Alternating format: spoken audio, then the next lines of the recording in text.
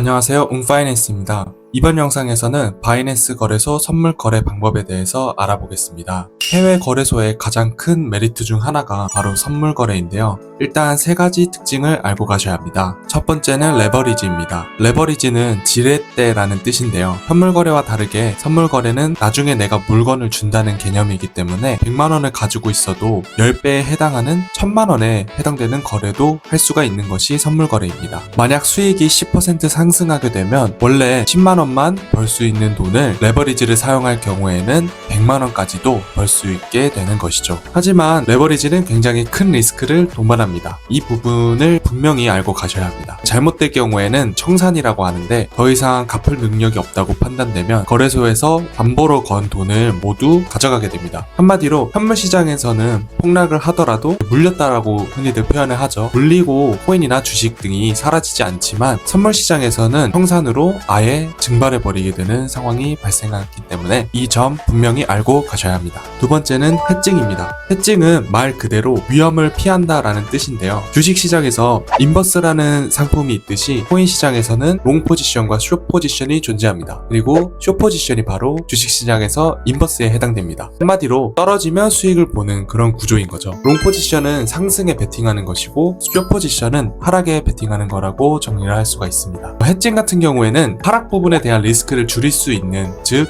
변동성을 줄이는 아주 좋은 투자 전략입니다. 예를 들어서 100만원어치 현물을 샀는데 10%의 하락이 동반하게 되었다면 10만원 정도의 손실이 발생합니다. 하지만 만약에 동일 가격대의 숏 포지션으로 50만원을 잡아놓았다면 가격이 10%가 하락하더라도 5만원의 이득을 볼 수가 있습니다. 즉 코인 가격이 떨어지더라도 현물 10% 하락이 발생했지만 숏 포지션에서 발생하는 5만원의 수익 때문에 현실도 10만원 손해볼 거를 5만원만 벌 수 있게 되는 것입니다.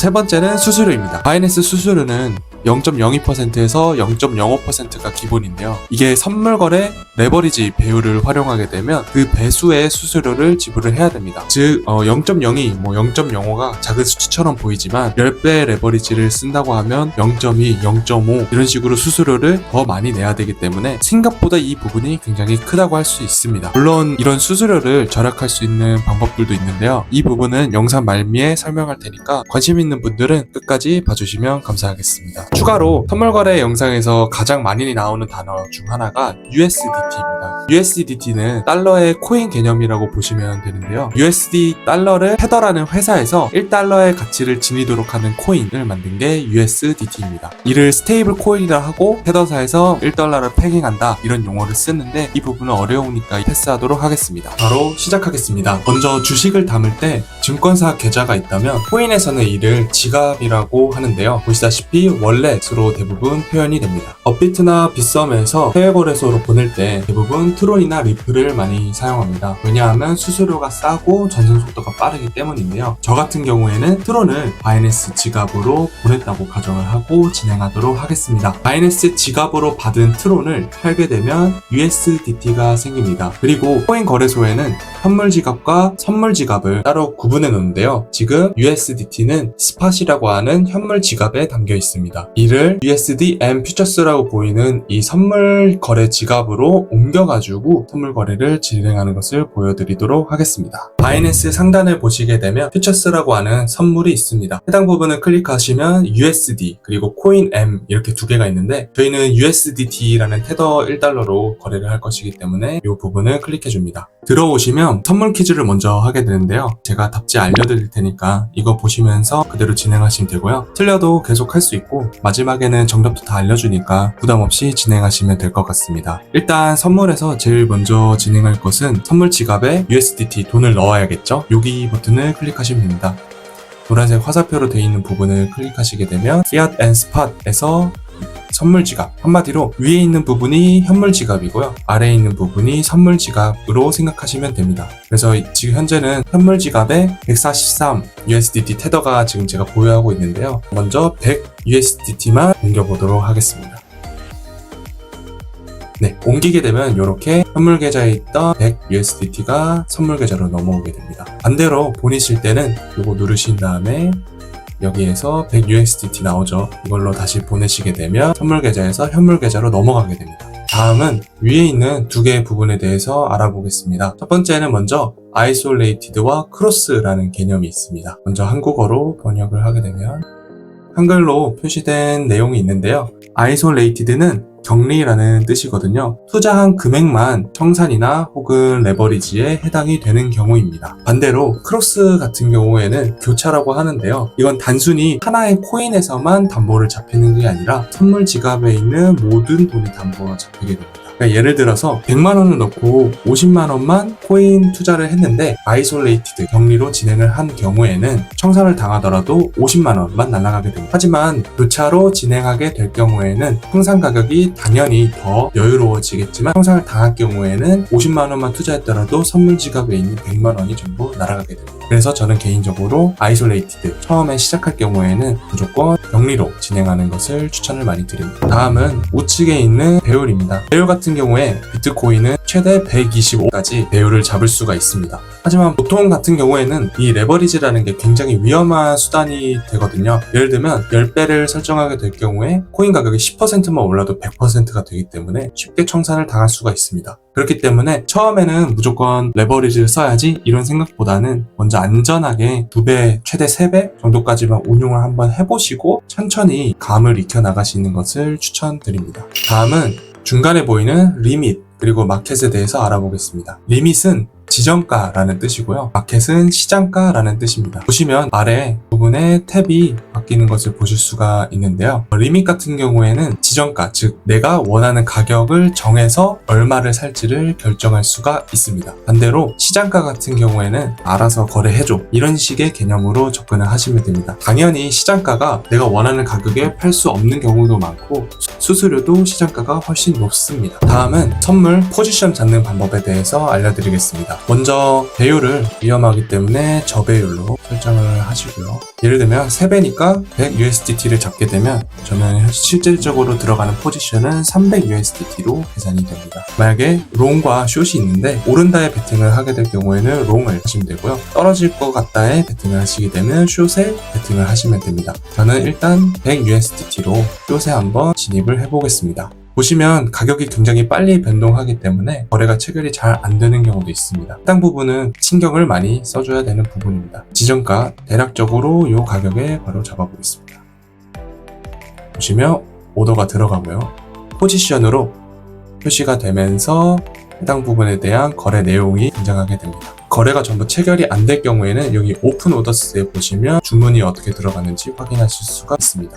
보시게 되면 현재 저 같은 경우에는 90USDT만 포지션으로 잡혀서 9327 수수료를 제하고 약 268이 잡혀있게 됩니다. 그리고 여기 엔트리 프라이스는 진입 가격입니다. 저는 67040에 진입을 한 상황이고요. 그 다음에 마크 프라이스는 현재 가격입니다. 현재 가격이 나오기 때문에 현재 가격과 진입 가격을 비교하시면서 보시면 됩니다. 그리고 리큐 프라이스 요거 같은 경우에 청산 가격입니다. 리퀴데이션이 영어로 청산이라는 뜻인데요. 비트코인이 88999까지 올라가게 된다면 제가 현재 걸어놓은 이 270 증거금은 90USDT 정도 되죠. 바로 날아가게 되는 것입니다. 그리고 마진은 제가 걸어놓은 거. P&L은 Profit and Loss라는 뜻으로 손익이라는 뜻입니다. 저 같은 경우에는 숏을 67040에 잡았는데 바로 오르게 되면서 손실이 발생하고 있는 것이죠. 원래는 0.3%, 0.3에서 4% 정도 손실을 봤던 게 배율을 3배로 잡아놨기 때문에 마이너스 1% 정도까지 움직이게 되는 것입니다. 다음은 포지션 정리에 대해서 알아보겠습니다. 포지션을 종료할 수 있는 방법이 여기 아래 나와 있는데요. 요거는 시장가로 정리하는 거고 요거는 지정가로 정리하는 겁니다. 리버스 같은 경우에는 롱 포지션이었던 것을 바로 숏으로 전환하는 거라고 할 수가 있습니다. 그리고 TPSL 요게 단어가 나와 있는데요. 요걸 눌러보시면 테이크 프로핏 스탑 로스, 한마디로 일정 가격에 갔을 경우에 나는 이득을 취하겠다. 그리고 일정 부분이 넘어가면 자동으로 손절을 하겠다라고 결정을 할 수가 있는 거죠. 이렇게 알아주시면 되고요. 여기 마지막으로 보이는 브레이크 이븐 프라이스는 손익분기입니다. 67007의 포지션을 정리하면 손실을 아예 입지 않는다는 거겠죠. 포지션을 정리하는 방법, 시장가와 지정가가 있는데 매수할 때는 지정가로 했기 때문에 마무리는 시장가로 정리를 하도록 하겠습니다. 마켓을 누르면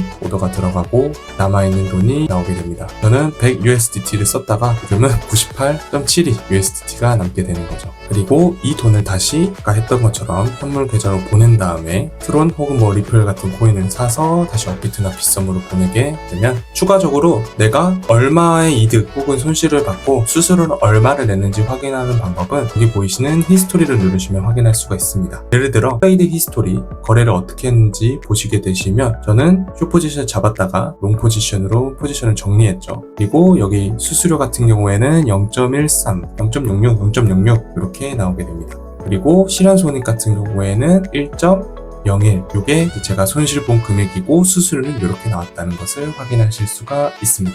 마지막으로 차트를 볼 수 있는 방법도 팁을 알려드리겠습니다. 차트 같은 경우에는 오리지널과 트레이딩 뷰 이렇게 두 개를 보통 많이 보는데요. 오리지널 같은 경우에는 작도라고 하죠. 선을 긋거나 뭔가 이런 작업을 하기가 어렵기 때문에 트레이딩 뷰로 보통 많이 진행을 하게 됩니다. 그리고 여기 보이시는 테크니컬 인디케이터, 여기 같은 경우는 이제 기술적 지표들을 확인을 할 수가 있는데요. 꽤나 많은 분들이 보시는 RSI, 상대 강도 지수 지표 같은 것도 확인을 할 수가 있습니다. 그리고 디스플레이 세팅도 할 수 있는데 뭐 내가 얼마에 주문을 걸어, 포지션이 현재 어떻게 되고 언제 주문을 했고 분기는 언제인지 이런 것들을 다 확인할 수가 있습니다. 저 같은 경우에는 해당 부분에 주문을 넣었고 이 부분에서 팔았다는 표시를 조그만 화살표로 나오게 됩니다. 이렇게 바이낸스 선물 거래 방법에 대해서 알아봤습니다. 처음에 말씀드린 레버리지 그리고 배율, 청산 이런 부분을 꼭 유의해서 선물 거래를 진행하시길 바라겠습니다. 궁금하신 부분이 있다면 아래에 보이시는 카카오톡 방으로 들어오셔서 편하게 물어보시면 가벼운 질문은 저와 제 지인이 함께 답변해 드리도록 하겠습니다. 감사합니다.